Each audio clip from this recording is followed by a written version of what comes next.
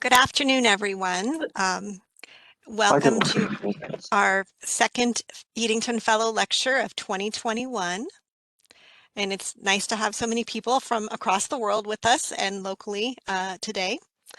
And today's speaker is Dr. John Eglin, Professor of History at the University of Montana. And his lecture today is titled In the Shade of the Royal Oak, Commercial Gaming by Royal Patent in Restoration England. And please note that the lecture is being recorded and will be available on the UNLV Library's YouTube channel later this week. And Dr. Eglin will take questions via the chat box following the talk. So without any further ado, Dr. Eglin, we'd love to hear from you. All right then. So greetings from Las Vegas and whatever time zone you're in from Las Vegas, of course, where time has no existence or meaning in the conventional sense of the word.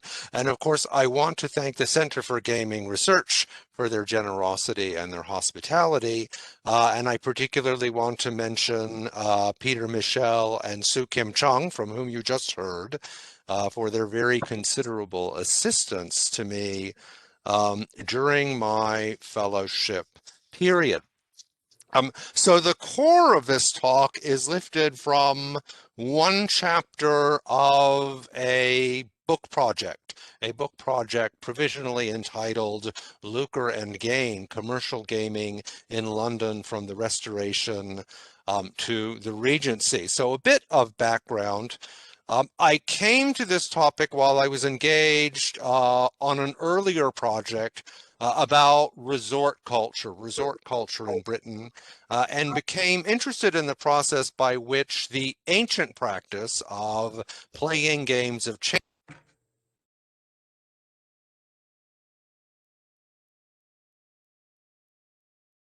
I haven't done anything.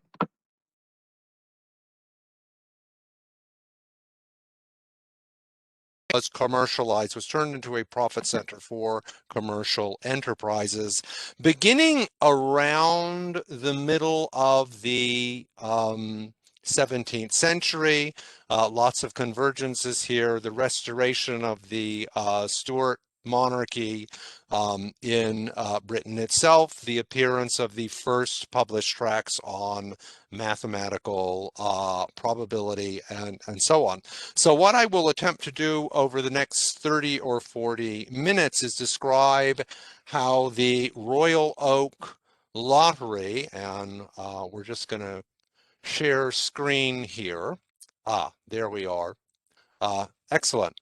How the Royal Oak Lottery, let me just go to the first slide here, which was played at fairs and resorts and public accommodations in England for about 40 years after the Restoration. How this illustrates some of the major discussions in the book project, and these are discussions about the reception of mathematical probability, on the influence of continental gaming practice in England, and the peculiar legal status of gaming in early modern England. And as I go along, since this is just really a kind of thumbnail sketch of one chapter in a much larger project, what I'm going to do is point out rabbit holes, sort of side discussions, rabbit holes down which I will happily descend at your request in the Q&A. And of course, I'll answer any other questions on anything that you might notice during the talk. So it's important that for the purposes of this project, I've adopted a terminology that distinguishes gaming, which I am applying to games of pure chance, from gambling, a term that can apply as well to games of skill, such as nine pins or billiards or sociable card games like Whist, the ancestor of contract bridge, which can be applied to betting on racing and other sporting events like boxing, which can be applied to wagers on other sorts of outcomes like elections. And finally, which gambling can be applied to lotteries as we understand them now. It's important that the Royal Oak Lottery was not a lottery in the sense that the term came to be understood over the course of the next century, and later, of course, yeah, even to today when we have sort of Powerball and Mega Millions and whatnot. The Royal Oak Lottery was something more akin to a casino game like roulette. Very importantly, played against a bank or a house. And this is the basic structure of commercial gaming that I am seeing, that we're seeing emerge in 17th century Europe. And that I believe makes the leap over the channel into the British Isles, into England as a result very largely of the Restoration. And I can adumbrate sort of some of the reasons I think that's true.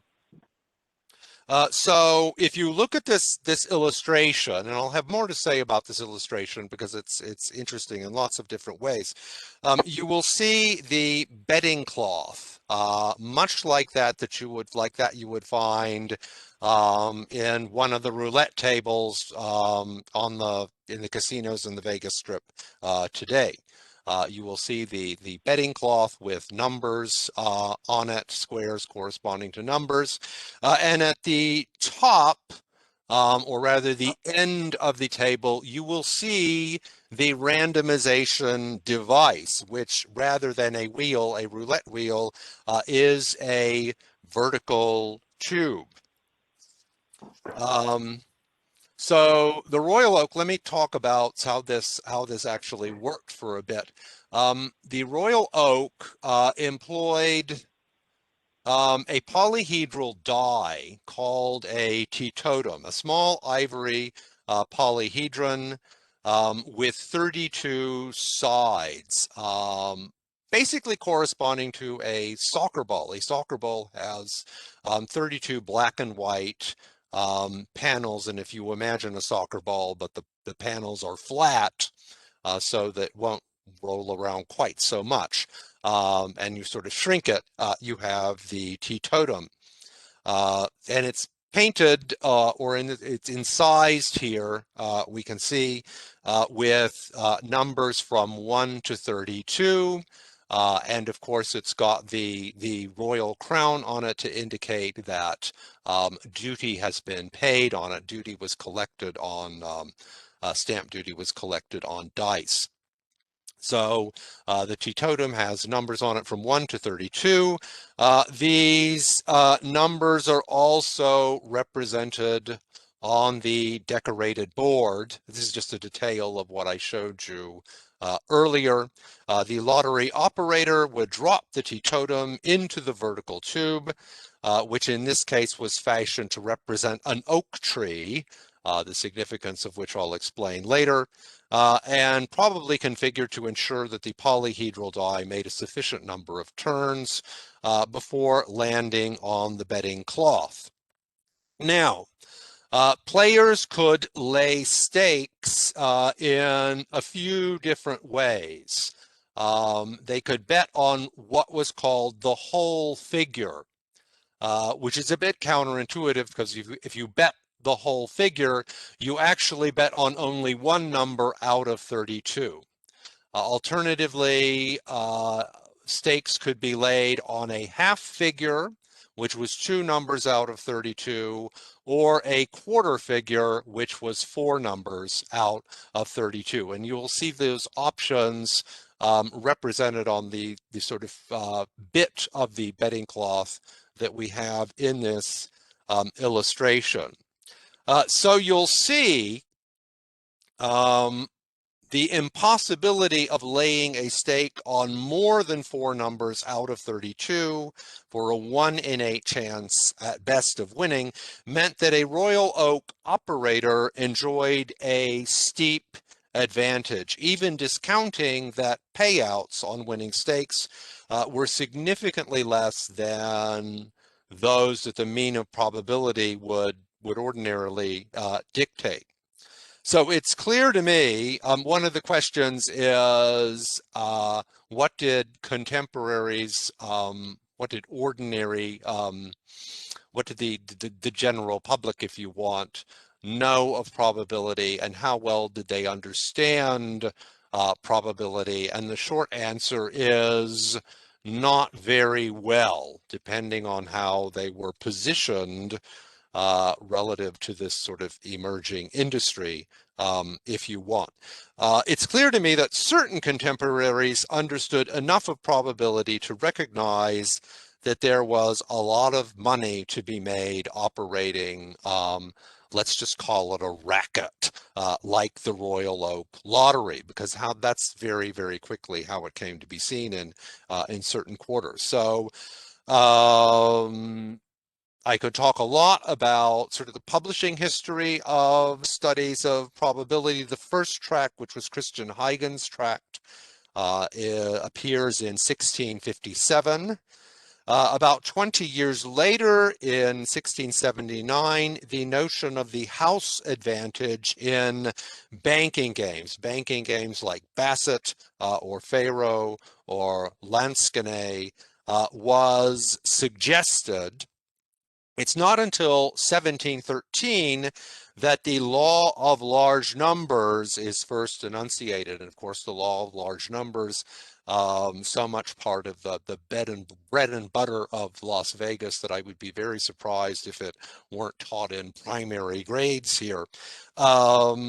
It's still 30 or 40 years after that, after the Bernoullis sort of enunciate and publish the law of large numbers, also known as the law of long averages. It's still 30 or 40 years after that, the middle of the 18th century, before gaming entrepreneurs finally recognize that their advantage doesn't actually need to be that large for their enterprise to be tremendously profitable. And we'll see that this progression will become clear when we look at some of the continental antecedents and collateral descendants of the Royal Oak Lottery. To get to what I'm calling, for the purposes of this presentation, let's call it the Restoration moment. The moment in 1660 when the exiled court of Charles II, which has wandered around various courts in Europe, very much beggars who can't be choosers, racking up all kinds of favors to all kinds of people, is finally able to return after over a decade spent in exiles. The Restoration brings to England to court in its wake emigres from France, emigres from Italy, various other places that the exiled court had been. And many of these people are people to whom the new sovereign or the new court owes favors, often very significant favors. And in February of 1661, not even a year after the Restoration, one of these, an emigre courtier named Francesco Corbetta, who anglicizes his name to Francis Corbett, received a royal patent to operate the game of Loca de Catalonia, is the name of it. Literally, it means the Catalonian goose, because the board was sort of configured in the shape of a goose. And there's a digression I could go on as what the origins of the goose was. Incidentally, it's still a children's game in Spain and Portugal today, as I understand. Now, and those of you who read French, incidentally, will find it very interesting in the next few minutes to sort of peruse this, because it's an interesting text in all kinds of ways. Now, I have to admit that I had been tearing my hair out having this reference, this information about Francis Corbett and his patent, trying to find some description of this game, Loca de Catalonia, as it's rendered in Italian. When I finally did, behind me in the holdings of the special collections, where you've got a pretty significant run of what was a standard manual of games, which was published in France in the 17th through the 18th century. It was sort of the French equivalent of Edmund Hoyle in some respects. So I know from this guide that this game was played in France by 1659, when this edition appears, from which I got this digitized page in front of you. It appears in the 1659 edition. It is not yet in the first edition, which is 1654. So I'm surmising that it was introduced in France in the 1650s, reportedly by Italian immigrants at the French court in the retinue of Cardinal Mazarin. And it is described in this manual, as you'll see, as Loca de Catalonia.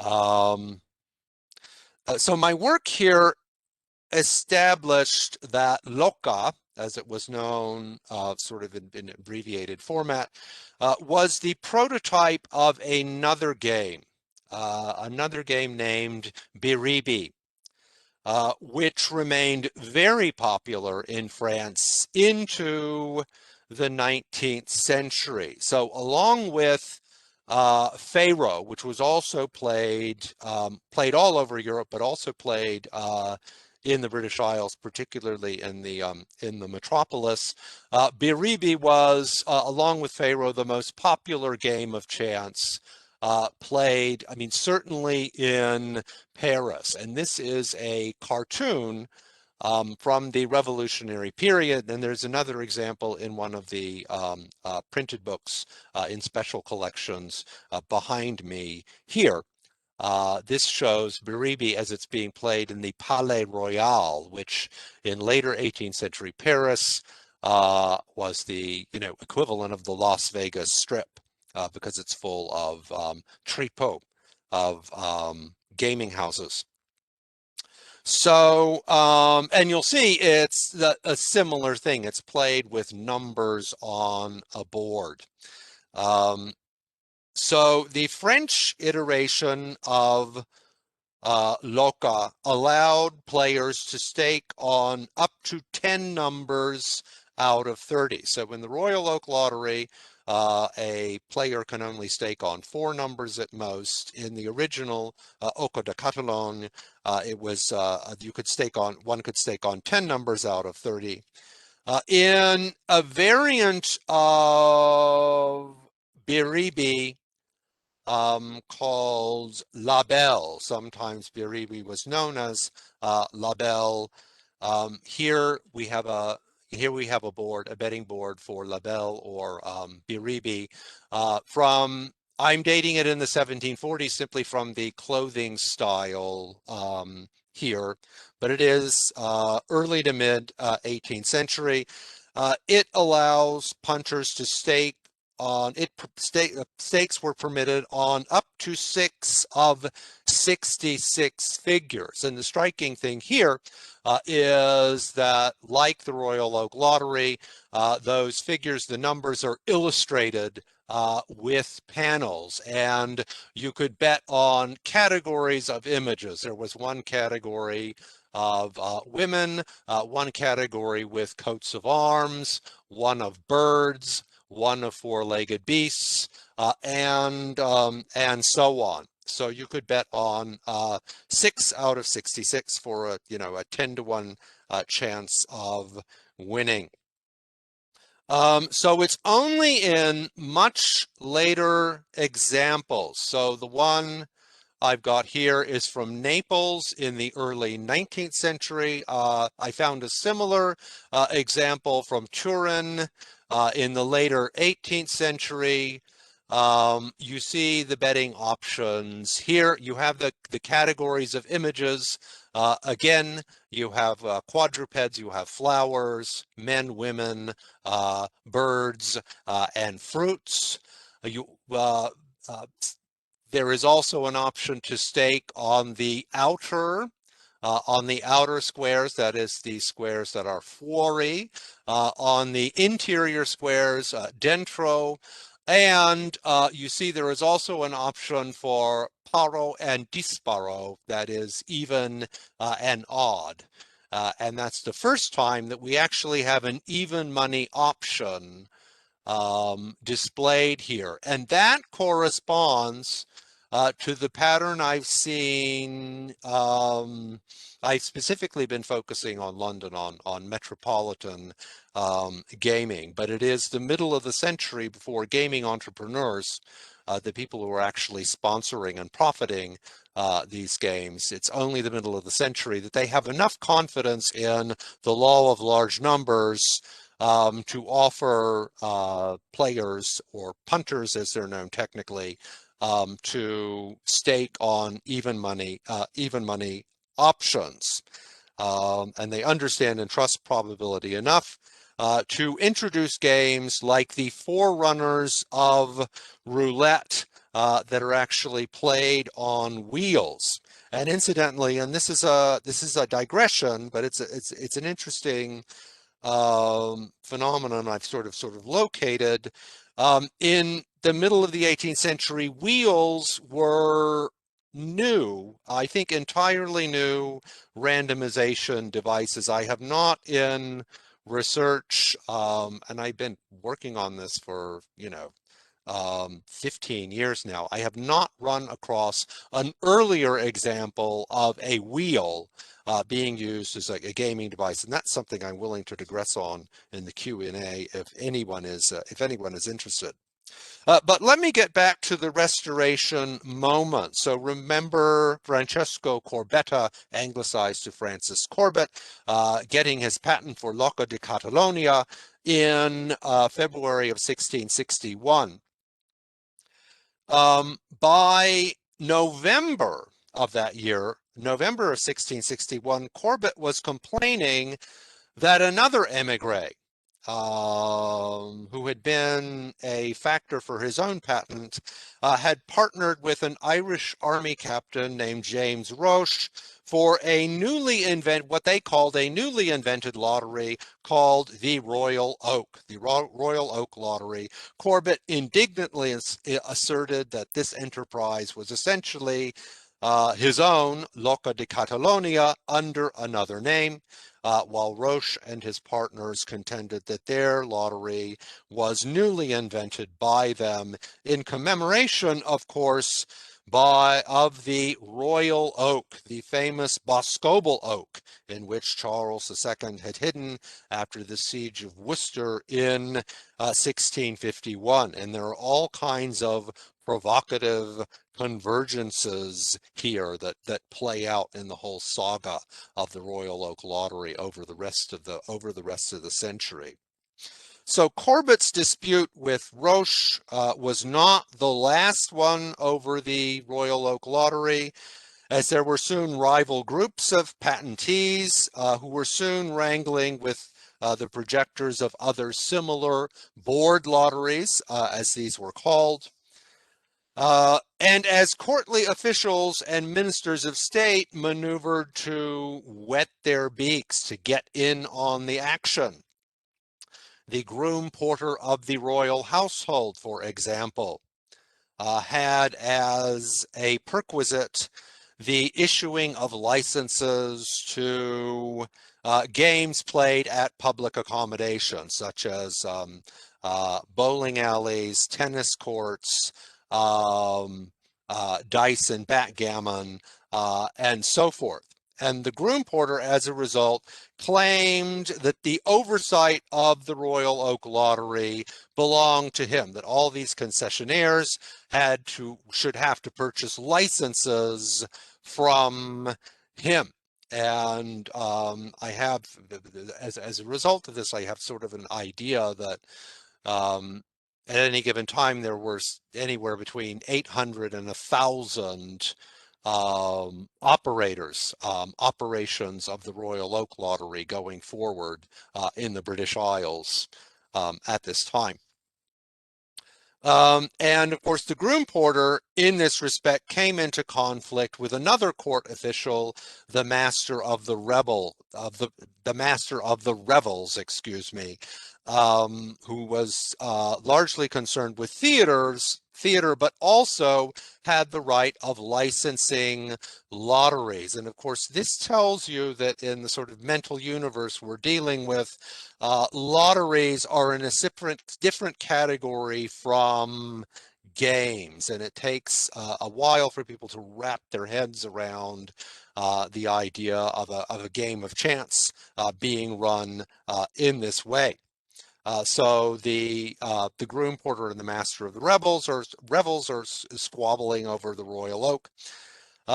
Then you have a principal secretary of state, a man named Joseph Williamson, who secures a share of the Royal Oak Lottery very early on and shamelessly uses his position as a senior minister of state to browbeat hapless local officials into permitting concessions of the Royal Oak to operate in their localities. For example, we have the mayor of Bristol who complained that well, the last time the Royal Oak was permitted at the Bristol Fair, it cleaned out half the cashiers there, that his own son had lost 50 pounds at the game. And of course, a useful yardstick for currency here is to remember that a pound sterling was quite literally at this time a troy pound of silver. So 50 pounds would be equivalent to, 15 or 20,000 dollars, the sort of sum of money that undergraduates are known to run up credit card bills for. So one of the mechanisms through which fingers were stuck in pies here was to appropriate the Royal Oak Lottery for ostensibly philanthropic or charitable or public works projects. Initially, for example, a royal fishery to sort of compete with the Dutch in the trade in fishing for herring.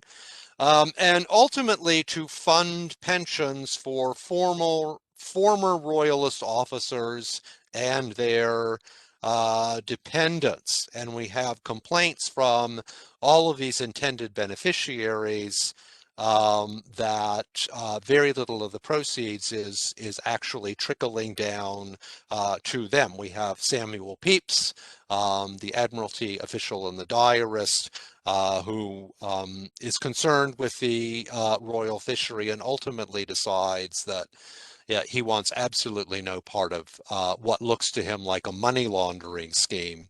And the loyal indigent officers who are the intended beneficiaries later on also complain that very little is left to them once everyone has nosed into the trough here. So this unseemly jockeying in high places ought to tell us something, and that is that the Royal Oak Lottery was a highly profitable enterprise, so that by the year 1687, when this patent is issued, this patent that you're looking at now was issued under King James II, we have 4 patentees paying £1,100 apiece for the right to license farms, as they were called, concessions of the lottery to individuals who might operate at fairs or at resorts or public accommodations. Incredibly, given the indelible association of the Royal Oak Lottery with the Stuart monarchs, who are exiled again, and this time for good, in the Revolution of 1688. The patent is actually renewed under the new monarchs, under William and Mary. And that it's renewed for the standard term of 13 years. And here is where I bring your attention back to the broadside, which was the illustration for the talk, and in the first slide, that you will realize from the legend there that that is a Dutch broadside.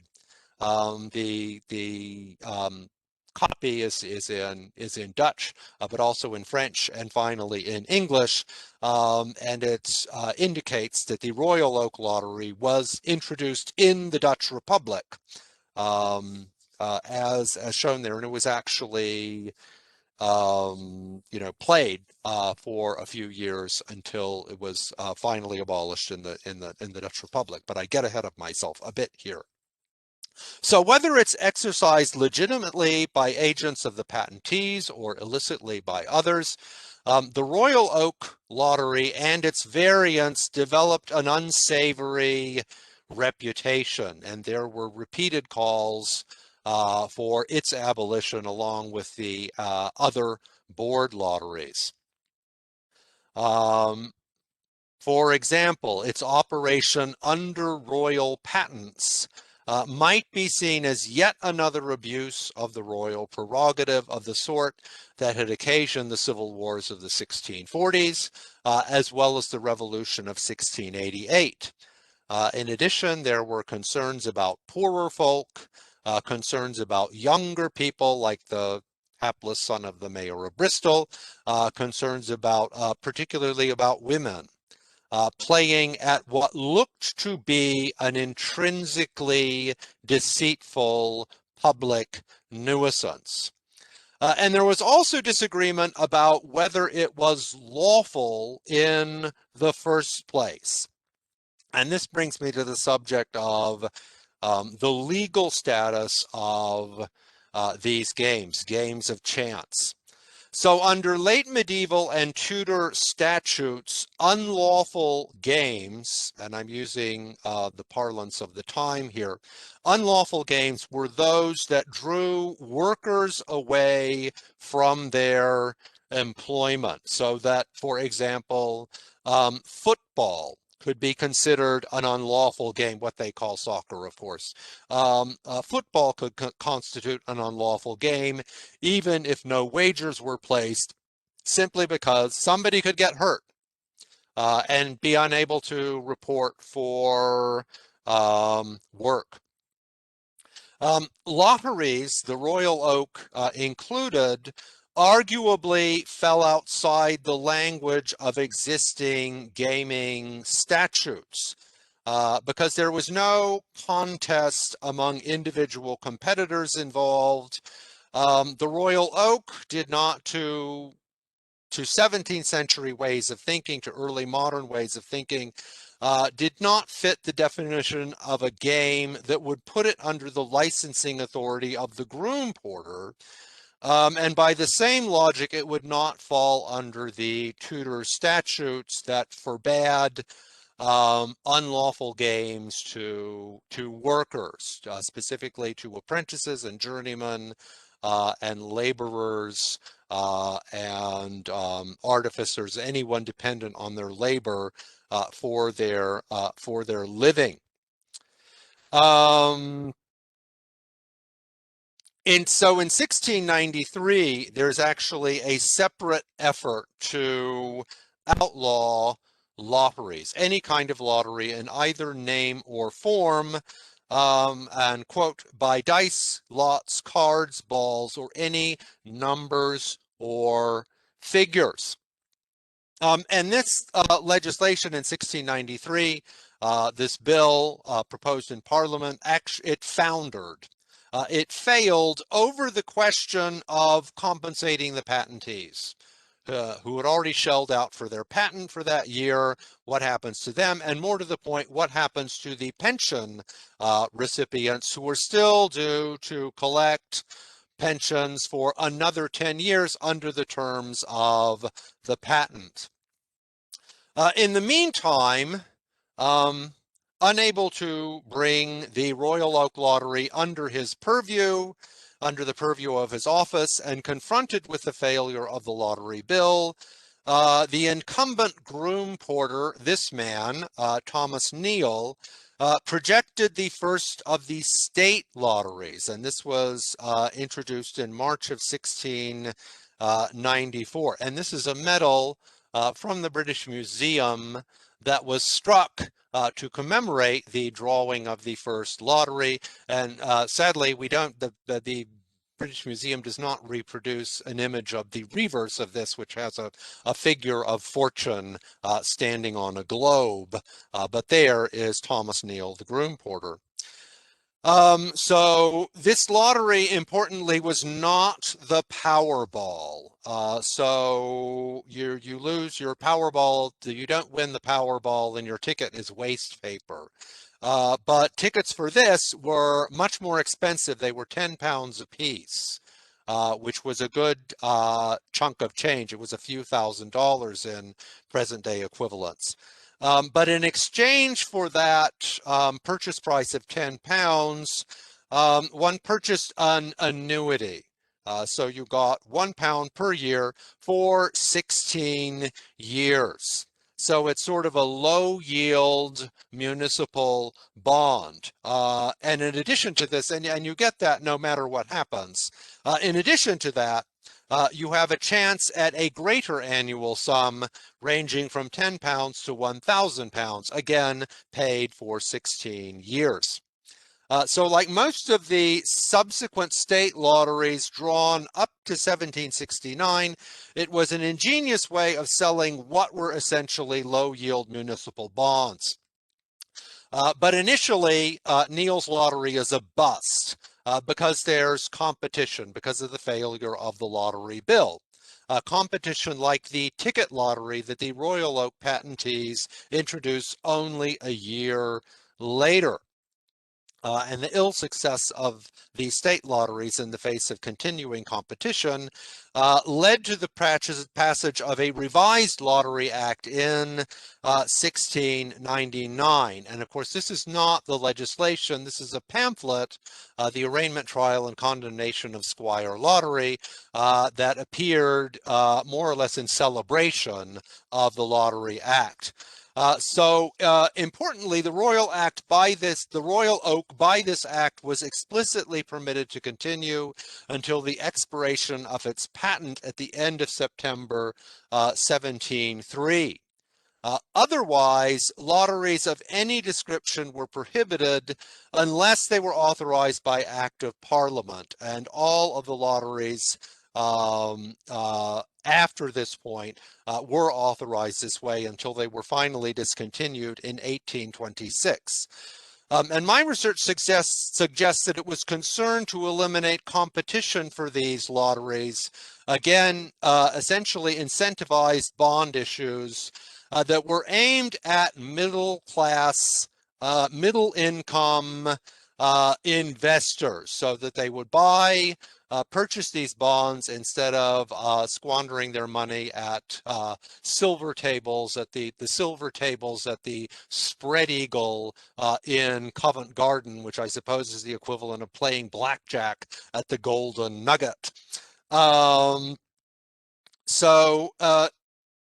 It's that need to eliminate competition that drove later efforts to regulate or prohibit commercial gaming in the British Isles.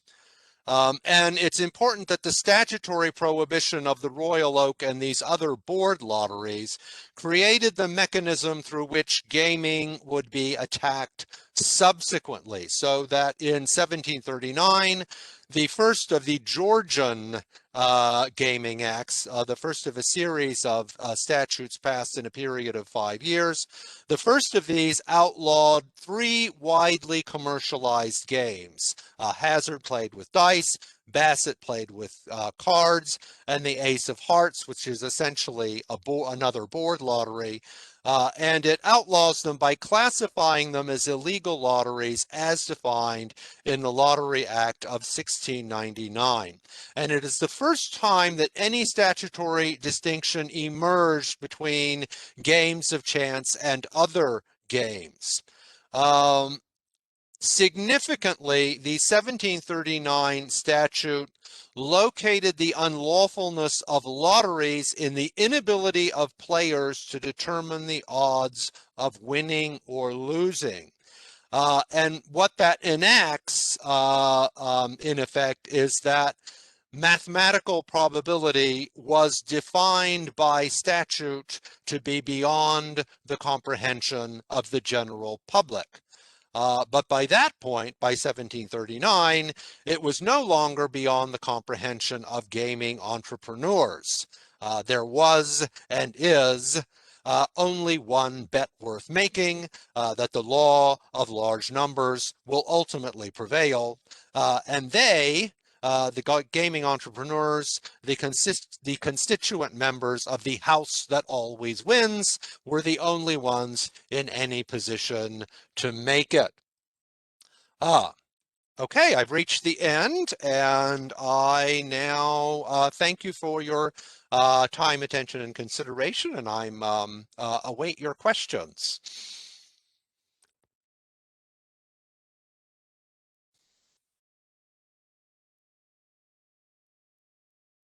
We have a question from Catherine Walker. Thanks you for such an excellent talk, but in your research on detractors, have you come across any charges of playing with the occult? How religiously inflected are some of these complaints? Yeah, there's an entire line of argument in the admonitory literature on gaming, which is a great big chunk of it. And I've used it sort of, parenthetically, simply because a lot of these people are, they're clergymen saying, well, gambling is bad and you shouldn't do it, but they don't really know anything about the subject they're talking about, with one or two very rare and very significant exceptions.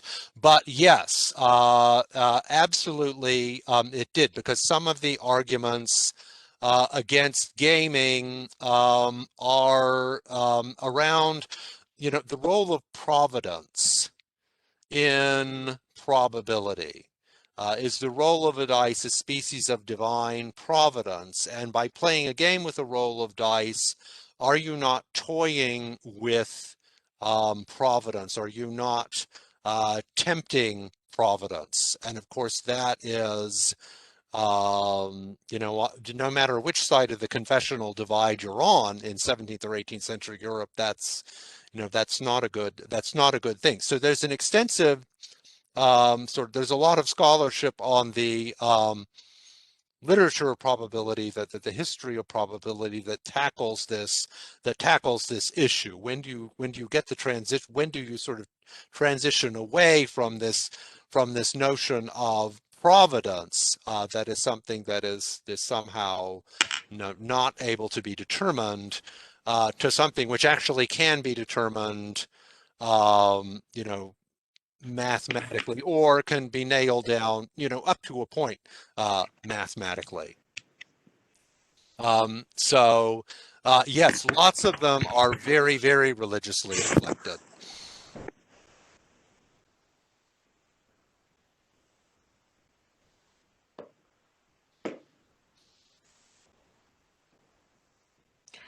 Okay. Someone asked if you could please expound on the use of the wheel. Yes, Okay, that's someone phoning in from South Carolina. Hi, Susie. Okay. Yes, thank you for the opportunity to talk about wheels. So I hadn't found any examples of this before, about 1745. Blaise Pascal, the sort of philosopher mathematician, is credited with inventing the roulette wheel in the 17th century. I have found absolutely no evidence that this is true. There were games that were called roulette that were not played with a wheel, that were played with a board with indentation, sort of like a Chinese checkers board, and a marble was rolled around.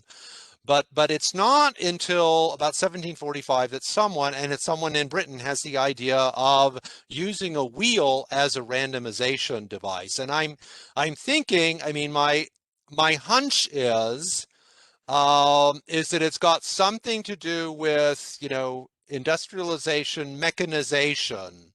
And there's this thing called a bevel gear, right? A gear that is used to turn a post, turn a sometimes used in construction cranes, and someone must have seen a bevel gear which is flat and round and has the whatchamacallits around the divots around the edge, and said, the penny drops, and said, I wonder if we can't use that as a randomization device. Instead of these various, other things. And it seems to be connected with well, it may or may not be connected. It's intriguing to me that the wheel is introduced once you have these games that have even money options, like EO that I showed you in the slide, which is the prototype of roulette. E and O stand for even and odd. And basically it's the only option to bet on, either even or odd. I mean, that's another digression, how incredibly dull some of these games would seem to us. If you're playing Pharaoh, you're basically betting on, which card is going to end up in which of two stacks of cards. And it's scarcely believable that people sat down and played this for hours. Oh, okay. Yes. I see there was a Gaming Act of 1711. How did it differ from the 1739 Act that you discussed? So a very good question. There are actually a couple of relevant pieces of legislation in or around 1711. There is an actual act to address, quote unquote, excessive and deceitful gaming under Queen Anne, and that is a revision of a Restoration Act. And these acts were not aimed at outlawing gaming, they were aimed at containing it. So in the Restoration Act, there is a threshold set of £100, the maximum that could be won or lost at gaming at one sitting. So if you won or lost, you could be brought up and arrested and fined. If you had lost more than that amount, you could actually ostensibly sue and sue for civil damages and recover review the amount, but there was a threshold. It proved very, very difficult to enforce. What the Queen Anne legislation does is lower that threshold to £10 to sort of further constrain sort of the playing of games of chance. And there is also in I believe it's 1711, that you have the first stamp duties imposed. And now we think of our own Stamp Act in the American colonies in 1765 that helps to precipitate the American Revolution. But these had been in force in Britain for half a century by that point. And stamp duty is laid on various kinds of paper, on legal documents, on newspapers, but also on playing cards and also on dice. And that is related to the next question. Over what time scale are ivory dice in use, and do the duty stamp alter, please? So ivory dice, I think those we found examples of those from Roman times. So those are ancient. I mean, you had the most ancient forms of die, and those were the ankle bones of sheep. But the cubical dice, those are actually very very old. The stamp duty on dice that is imposed under Queen Anne is actually quite steep. I forget exactly what it is, but it's more than the duty on cards, and these duties are increased steadily over the course of the 18th century and the 19th century until finally, I think the last stamp duties imposed on dice, you were paying sort of a crown a pair, 5 shillings a pair, which is just an extortionate sum of money. And there's an argument over whether these were sort of revenue measures, because they don't actually derive a lot of revenue. We have the records of the stamp office that they are actually aimed at sort of confining this to a certain socioeconomic sector. I'm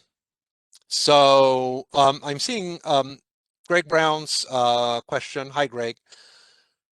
I'm curious what contemporaries considered to be the legal or constitutional basis for legislation authorizing but limiting lotteries.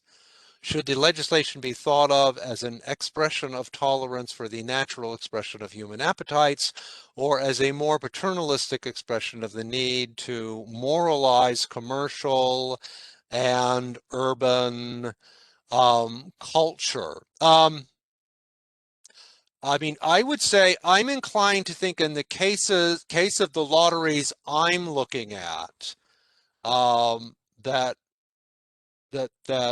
none of those is true, because these lotteries were not really gambling. You were again, this is a way of incentivizing bond issues, and it's part of what John Brewer years ago talked about as the rise of the fiscal military state, where you have various fiscal mechanisms that are developed to sort of fund the growth of a military and naval establishment, and also to fund infrastructure projects, and that's mostly what these lotteries do. So the bridging of the Thames, particularly the Westminster Bridge, built in the 1740s, that is funded by lotteries. The sort of running water, the Thames water, which was a project to sort of establish sort of running water in the metropolis, that is also funded by lotteries. So there's a certain amount of public spirit that plays into this, and they seem to be distinguished from, morally speaking, these sort of pure games of chance that don't seem to benefit anyone other than the gaming entrepreneurs.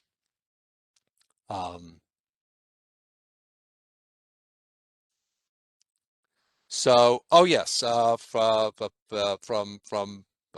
Malcolm, I was thinking specifically of the 32-sided die. It's interesting. There are a couple. You can find lots of specimens of the cubical dice. Apparently, when they Westminster Hall in London, sort of the ancient law courts there, when I think when the floor were redone in the 19th century, they found just dozens and dozens of sort of late medieval dice in the trap between the floorboards. But as far as the Tetotum, the slide I showed you was one of 2 examples that I've been able to find, and both were from sort of, interestingly enough, auction catalogs. So there are some, examples that have survived. But I mean, your question is an interesting one because I don't know how to answer it. Because the Royal Oak was only played up to 1703, and then it disappears, except in the writings of probability writers. They like to talk about it because it was a good example of sort of kind of people's misunderstanding or non-understanding of of probability. But I mean, it's interesting that it's got what appears to be the revenue stamp on it. Now on the dice, the cubical dice, the convention was for the stamp to appear, the crown to appear to be incised into the dice, which was very important, and to be in sort of picked out in red ink. So yeah, I don't know how to answer your question, but it's a very interesting one, because in both of the examples you do have that you do have the crown. In the example I showed you, I mean, it does look to be a a British crown with the various kinds of devices. So Okay. Are you sure it's not intended to represent the crown in the Boscobel oak? I am not sure. And that is actually a very good point. It may not be a revenue stamp at all. It may simply be, a way of associating it with the Royal Oak Lottery. And of course, the convergences here are very interesting and very provocative in that sort of late 17th century context, because this is about the restoration of sort of festive culture, as well as the restoration of a dynasty after being ruled by killjoy Puritans for a decade or more.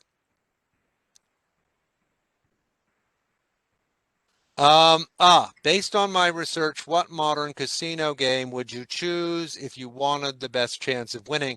I can answer that question in the negative. I know which ones I would not choose. I would not play roulette.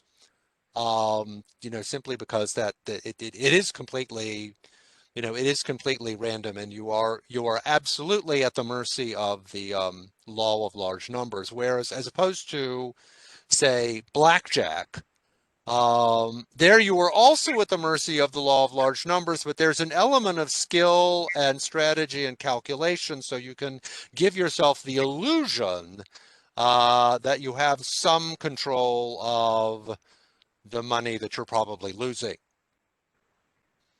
Yes, that's a very good. It's a very good question.